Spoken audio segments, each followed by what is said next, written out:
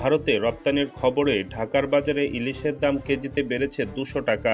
চলতি মৌসুমের শুরু থেকেই ইলিশের দাম ছিল চড়া।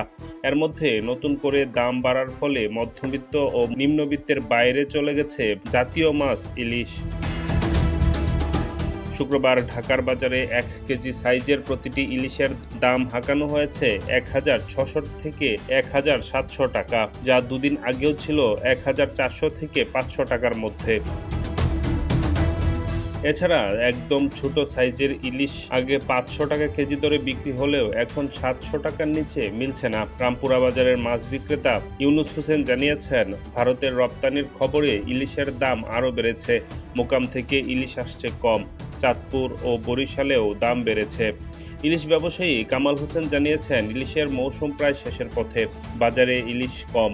চলতি মৌসুমে আর যে কয়দিন আছে ইলিশের দাম কমার সম্ভাবনা নেই। ভারতের রপ্তানির খবরে ইলিশের দাম আরও বেড়েছে। বর্তমানে ১ কেজি ওজনের একটি ইলিশ বিক্রি হচ্ছে ১৭০০ থেকে ১৮০০ টাকায়, যা আগে ছিল ১৪০০ থেকে ১৬০০ টাকার মধ্যে। ভারতে ইলিশ রপ্তানির খবরে চাওয়ার হওয়ার সঙ্গে সঙ্গে দেশের ইলিশের মোকামগুলোতে আকার বেঁধে মন প্রতি ৮ থেকে ১৬ হাজার টাকা পর্যন্ত বেড়েছে দাম। বাজারে ইলিশের দাম বেশি বলে সাধারণ ক্রেতারাও ক্ষুব্ধ ও হতাশ।